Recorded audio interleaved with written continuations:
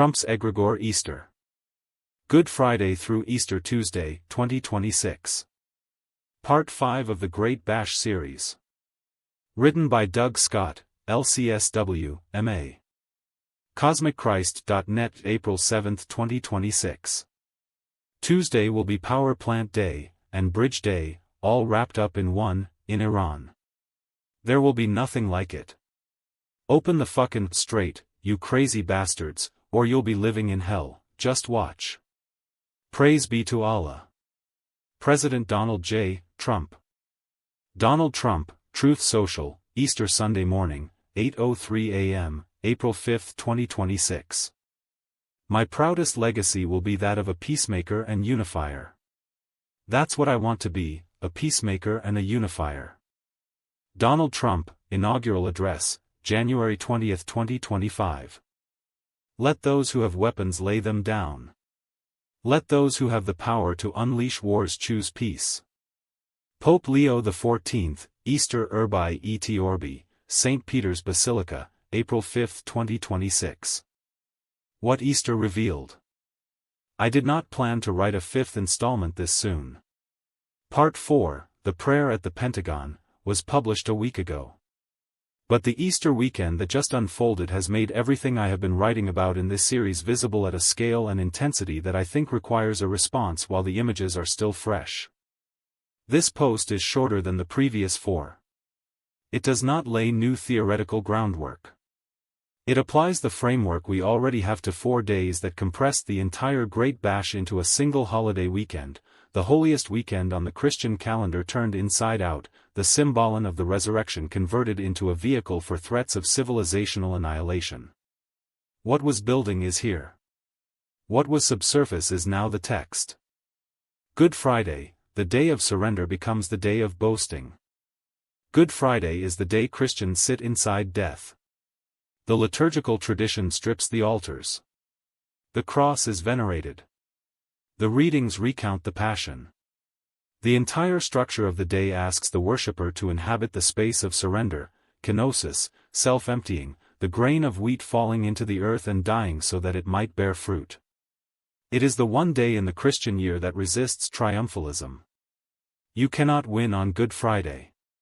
You can only consent to the dying. The self-described peacemaker and unifier, the man who told the nation from the inaugural podium that his proudest legacy would be as a peacemaker 16, used this day to post a boast about jobs numbers. A very happy and blessed Good Friday to all, especially to the 186,000 Americans who gained private sector jobs in the month of March alone. He credited his tariff policies. He claimed the trade deficit had shrunk by 52%. He signed it President Donald J. Trump. 1. There was no mention of the 2 U.S. warplanes shot down by Iran that same day, or of the crew member still missing in the mountains of Iran, casualties of a war this peacemaker started 5 weeks earlier. The grandiose self cannot hold the Friday energy. It cannot sit inside loss, inside not knowing, inside the vulnerability of a nation that has just lost aircraft and personnel. It must immediately convert the moment into a display of winning.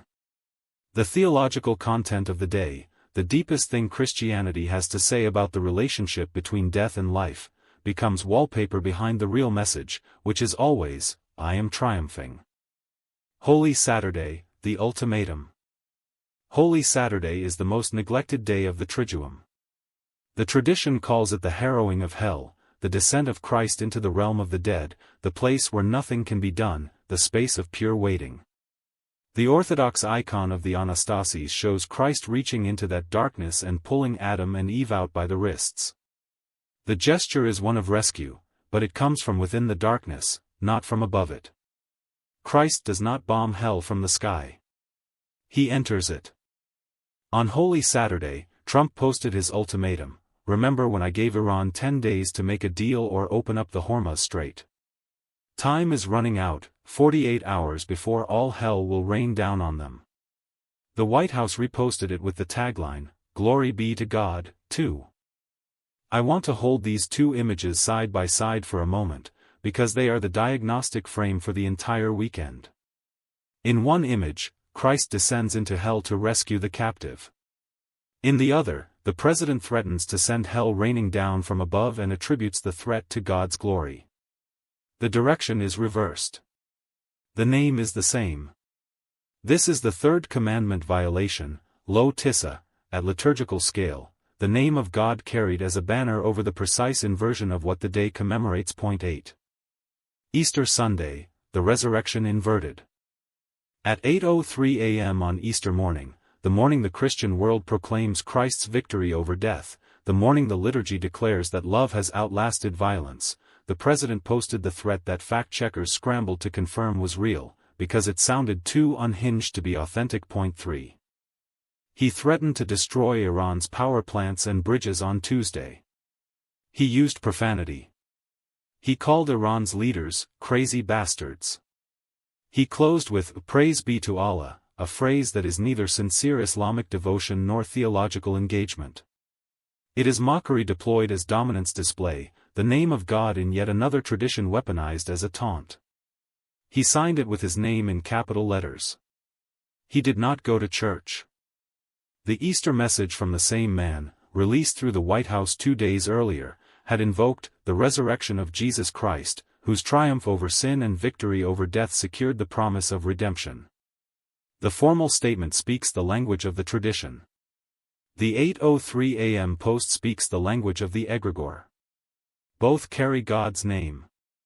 One carries it toward what the tradition means by resurrection, life emerging from within death, love outlasting violence. The other carries it toward annihilation and calls the annihilation holy. Later that evening, still on Easter Sunday, Trump posted a video of Somali immigrants shopping at the Mall of America, set to the Tears for Fears song "Mad World." Between midnight and 2 a.m., he raged against the Supreme Court over birthright citizenship and endorsed a candidate for California governor while calling the sitting governor "new scum." 15 Easter Sunday, the feast of universal resurrection, of death swallowed up in victory, became, in a single posting cycle, a vehicle for war threats, anti-immigrant fearmongering, judicial attacks, and personal insults. The day was consumed. A pilot reborn, the Secretary of War's Easter homily. On Monday, Defense Secretary Pete Hegseth stood at the White House podium and delivered what amounted to a sermon. He described the rescue of the downed airman, a genuinely courageous man who survived extraordinary conditions, and then drew the parallel explicitly: shot down on a Friday, Good Friday, hidden in a cave, a crevice, all of Saturday, and rescued on Sunday. Flown out of Iran as the sun was rising on Easter Sunday. A pilot reborn. All home and accounted for. A nation rejoicing. God is good. 4. I need to say clearly what is happening here, because it is the prayer at the Pentagon carried forward into explicit Christological territory. Hegseth is comparing a military pilot to the risen Christ. The cave becomes the tomb. The rescue becomes the resurrection. The military operation becomes Easter. And through this comparison, the entire war, Operation Epic Fury, the bombing of Iran, the destruction of infrastructure, the closure of the strait, is absorbed into the sacred narrative. The war becomes part of the Easter story. If the pilot's rescue is a resurrection, then the war that put him in that cave is part of God's plan. The suffering becomes sacred. The violence becomes providential. The crusade framework that was present in Hegseth's tattoos and prayers is now being spoken aloud from a government podium as Christological interpretation. And Trump added his own theological commentary. Asked whether God supports the U.S. in this war, he replied, "I do, because God is good. God wants to see people taken care of. God doesn't like what's happening." Then, in the same breath, "I don't like what's happening. Everyone says I don't enjoy this. I don't like seeing people killed. I've ended 8 wars." And then, unprompted, he recounted how Maria Corina Machado gave him her Nobel Peace Prize medal. She said, No, this is ridiculous. They gave me the Nobel Prize." President Trump ended 8 wars. 20. 8 wars ended, spoken at a podium where, moments earlier, the same man had promised to bomb every bridge and power plant in Iran by midnight. The Nobel medal in his possession. The peacemaker identity and the annihilation threat occupy the same sentence, the same press conference, the same mouth. And Trump sees no contradiction, because the grandiose self does not experience contradiction. It experiences a continuous narrative of triumph in which every action, war and peace alike, confirms the self-centrality to history. In the power versus authority framework, authority does not need to announce that God is on its side. A person secure in genuine spiritual grounding does not narrate God's preferences as though God were a spectator cheering for the home team. What we are hearing is power reaching for authority's vocabulary, the language of providence, of divine favor, of Easter itself, because the vocabulary lends cosmic legitimacy to actions that cannot stand on their own merits. The logismoi are in full voice, thoughts wearing the clothing of logos while pulling toward disorder. 5. It all began with Greenland. One moment from Monday's press conference deserves its own heading, because it reveals the architecture underneath the theological framing. Near the end of the conference, Trump volunteered, it all began with, you want to know the truth, Greenland. We want Greenland. They don't want to give it to us. And I said, bye, 7. This is the narcissistic center accidentally revealing the origin story of a war being framed as God's will. Not intelligence assessments. Not nuclear proliferation analysis. Not strategic doctrine. Greenland. A territorial acquisition fantasy that, when rebuffed, triggered a cascade of dominance displays that eventually produced a bombing campaign against Iran, a campaign now being described as an Easter miracle with Christ-parallel rescue narratives and divine endorsement. George Friedman's geopolitical realism would need to construct a strategic rationale connecting Greenland to the Strait of Hormuz. The Bash framework does not need to, because the connection is not strategic. It is psychological.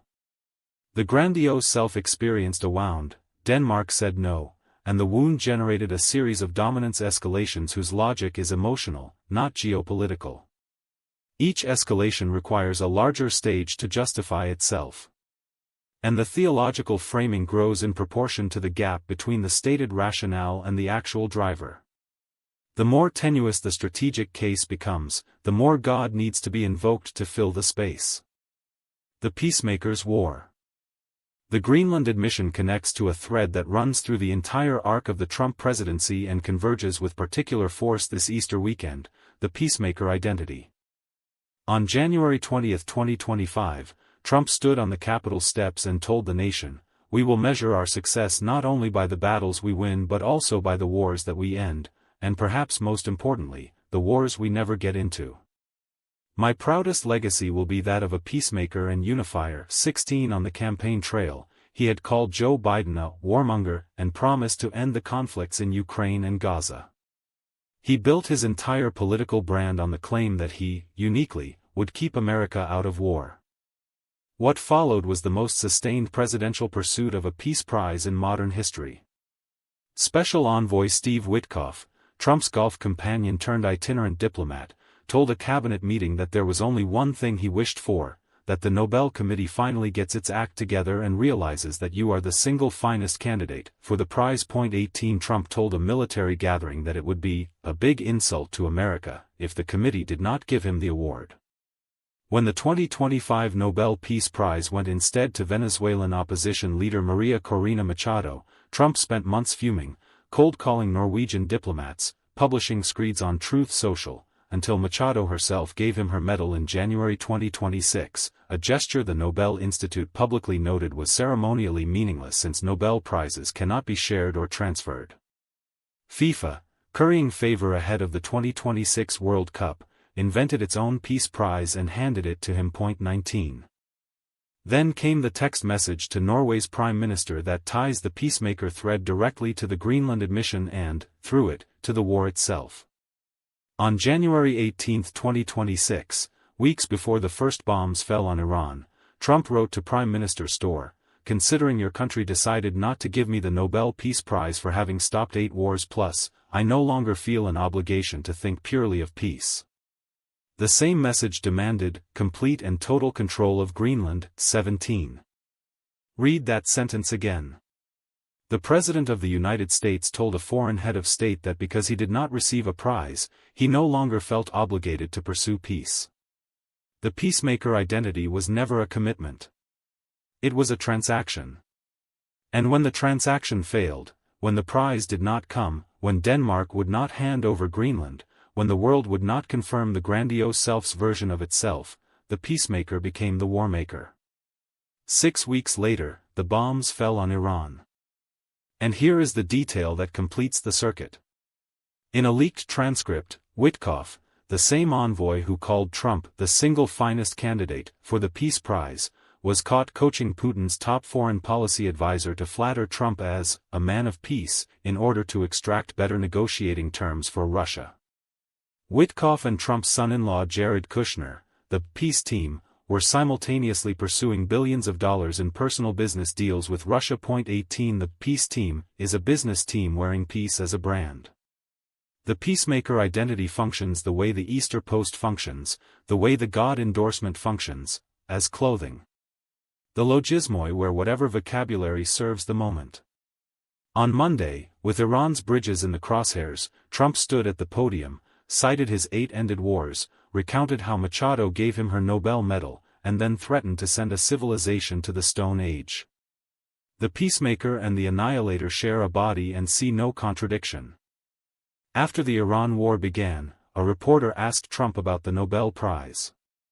"I'm not interested in it," he said. 21 The peacemaker, having failed to receive the world's validation for peace, discards the identity altogether. The grandiose self does not grieve what it cannot have. It annihilates the desire and moves to the next source of supply. A whole civilization will die tonight. This morning, Tuesday, April 7th, the President posted what is, by any measure, the most extreme public statement issued by an American president in the nuclear age: a whole civilization will die tonight, never to be brought back again. I don't want that to happen, but it probably will. 6. Iran is the heir to one of the oldest continuous civilizations on Earth, 3,000 years of Persian history, poetry, philosophy, architecture, and religious thought. The President of the United States, the self-described peacemaker and unifier, has just announced, on social media, that this civilization will die tonight. When the White House was asked what whole civilization means, the spokesperson replied, "Refer to the truth." The platform has become the oracle. This is the grandiose self inflated to its maximum extension, the self that decides whether a civilization lives or dies, tonight, on its own timeline, and frames the decision as one of the most important moments in the long and complex history of the world. The language is not military. Generals do not talk about civilizations dying. This is the language of omnipotence fantasy, the self imagining itself as the hinge of planetary history. And then the characteristic hedging: I don't want that to happen, but it probably will, which allows the self to claim both godlike destructive power and reluctant compassion in the same breath. From the inaugural address to this morning's post, in 15 months, we have traveled from "my proudest legacy will be that of a peacemaker" to "a whole civilization will die tonight." From Good Friday to Easter Tuesday, in 5 days, from "Happy Good Friday, my tariffs are great" to the same destination. The escalation follows the logic of the orange ray blockage under pressure. When the self cannot stabilize through the normal mechanisms of adulation and dominance display, it escalates. Each deadline that passes without capitulation is experienced as a wound to the grandiose self, and the wound generates a larger threat, which requires a larger theological justification, which produces a larger gap between the stated goals and the actual psychology. 9. The information architecture of Easter. One dimension of this weekend that cannot be left unexamined is the information architecture that mediated these events to the American public. Fox News's primetime programming spent the weekend presenting the airman rescue as the dominant Easter story, and it is a genuinely compelling one. The bravery of the air crew is real. The complexity of the rescue operation is real. The emotional power of the narrative absorbs the viewer's entire bandwidth and becomes the frame through which everything else is processed. The profanity-laden threat on Easter morning becomes background texture. The praise be to Allah mockery becomes a quirk. The skipping of church becomes invisible. Sean Hannity declared the war one of the greatest military victories in history. Jesse Waters ran a 10-minute monologue on Iran's collapsing leverage. Hegseth's resurrection comparison was presented as authentic Christian witness. Point 10. The Pentagon's $200 billion supplemental funding request for the war received less than 1 minute of airtime across Fox's entire primetime lineup. Point 11. Gas prices at $4.11 national average. War crimes concerns raised by Democratic and Republican voices. The UN Secretary-General's warning about targeting civilian infrastructure. Trump's declining approval ratings on the war. The 45-day ceasefire proposal rejected by both sides. All either absent from Fox prime time or reduced to Democrat talking points. The split within conservative media is itself being suppressed. Tucker Carlson has accused Fox of feeding Trump fake polling. Megyn Kelly has called Hannity's show full propaganda. The Daily Wire's Michael Knowles has warned that the war risks Trump's entire presidential legacy. Laura Ingraham briefly broke ranks to warn about cascading problems, and reversed herself within 24 hours. These voices exist outside the Fox primetime ecosystem. A Fox-only viewer would not know they exist. The feedback loop is no longer hidden. Mark Levin used Fox airtime after the initial strikes in February to take credit for the war. There were a handful of us who encouraged this night. 12 Fox personalities advocate for the war. Trump watches and acts. The same personalities celebrate the action. The loop sustains itself. The egregore feeds itself through the information architecture the same way it feeds itself through the theological architecture, by capturing the channels through which reality is mediated and replacing complexity with narrative. Two voices on Easter morning. There were two voices on Easter morning, and they said opposite things. Pope Leo XIV, the first American pope, speaking from St. Peter's balcony during his first Easter as Bishop of Rome, said, "Let those who have weapons lay them down. Let those who have the power to unleash wars choose peace." He described Easter as the victory of life over death, and warned that humanity is growing accustomed to violence, becoming indifferent to the deaths of thousands. 13. Donald Trump, from his phone, at the same hour, on the same morning, said, "Open the strait or you'll be living in hell." One man speaks from a balcony without weapons and asks for peace. The other posts from a phone threatening to end a civilization while invoking God's name. The power versus authority diagnostic has never been rendered in a single frame with this kind of clarity. Authority does not curse. Authority does not mock. Authority does not threaten to destroy a civilization on the morning the tradition says death itself has been destroyed. Authority speaks from the vulnerability of an open hand and trusts that the truth will do its own work. And there was a third voice, one I did not expect. Former Representative Marjorie Taylor Greene, once among the most fervent MAGA loyalists, wrote, "Everyone in his administration that claims to be a Christian needs to fall on their knees and beg forgiveness from God and stop worshiping the president and intervene in Trump's madness." 14. Stop worshiping the president. When even a former insider names the dynamic as worship, the egregore's architecture is becoming visible to people who were, until recently, inside it. Something is surfacing. Whether it can be sustained against the enormous pressures of the information architecture and the tribal identity structure, that remains to be seen. But the naming matters. In every contemplative tradition, the capacity to see the pattern is the precondition for freedom from the pattern. The egregore's Easter. I have said throughout this series that the Great Bash is ontologically real, a planetary-sized thought form with its own primitive sentience, created by human focus, sustained by human worship, capable of being intensified by non-planetary negative entities but fundamentally ours. We built it. We feed it. This Easter weekend was, I believe, the egregore's most concentrated public feeding in the life of this series. The fuel was not crude bellicosity, we have seen plenty of that. The fuel was the sacred calendar itself, consumed and converted. Every element of the triduum was inverted, Good Friday's kenosis became a platform for boasting. Holy Saturday's descent into hell became an ultimatum to rain hell down. Easter's resurrection, life emerging from death through love, became a profanity-laden threat of civilizational destruction, a military pilot compared to the risen Christ, and a president declaring that God is cheering for his war. The liturgical calendar provided the raw material. The egregore consumed it. And the generative mechanism is, as I said in Part 4, morally neutral. The same engine that produces Shekinah and Charis, the numinous quality of sacred space deepened by genuine prayer, also produces the great bash when the worship is directed toward domination. What happened this weekend was worship. The fervor was real. The devotion of Hegseth, of the MAGA faithful who celebrated the Easter post, of Laura Loomer declaring, "This is what I voted for," the energy is genuine.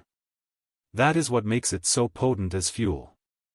The egregore does not feed on cynicism. It feeds on sincere worship directed at the wrong object. The Desert Fathers would have recognized every moment of this weekend. The logismoi, the intrusive thoughts that were the clothing of logos while pulling toward fragmentation, are operating at civilizational scale. The language of Easter, of resurrection, of God's goodness, of prayer and praise, all the vocabulary of the symbolon, of gathering together, deployed in service of the diabolon, of tearing apart. And the peacemaker identity belongs to the same mechanism, the word peace worn as clothing by the self whose every instinct drives toward domination. The confusion is the mechanism. It does not work by making evil look evil. It works by making evil look holy, and the warmaker look like a peacemaker. And the contemplative task remains what it has been from Part 1 of this series, to see it. To name it. To refuse to meet it with more bellicosity, that only feeds the same thought form from the other side. To hold the mirror up, including to ourselves, because the pattern lives in all of us. To choose, in whatever small way we can, the symbolon over the diabolon, the encounter over the annihilation, the Francis over the Crusader, the open hand over the closed fist. A whole civilization will die tonight, the president says. The contemplative tradition says something different. A whole civilization is being born, and the birth pangs look exactly like this. The fourth density energies pressing on the Terran field do not produce elevation where the foundational centers remain unintegrated. They produce intensification. What is unresolved surfaces with greater force. The shadow becomes visible because the light is increasing. This weekend was not a departure from the planetary process. It was the process, surfacing what has been there all along, at volume we can no longer pretend not to hear. The question, the only question that has ever mattered in this series, is what we do with the catalyst. The bash converts catalyst into weapons. The contemplative tradition holds catalyst as opening. The choice is before us right now, tonight, in this moment. It is always before us. This is my limited, partial, open-handed offering. Take what is useful. Leave what is not. This post is part of the Great Bash Project at cosmicchrist.net, an ongoing series examining authoritarian political movements through psychological, geopolitical, and metaphysical lenses. Previous installments, How the Egregore Great Bash Shows Itself at the Threshold of Human Shift, March 10, 2026, The Terran Self at War with Itself, March 2026, The Billionaire Who Named His Surveillance Company After Sauron's Weapon and Then Lectured on the Antichrist, March 2026, The Prayer at the Pentagon, March 31, 2026.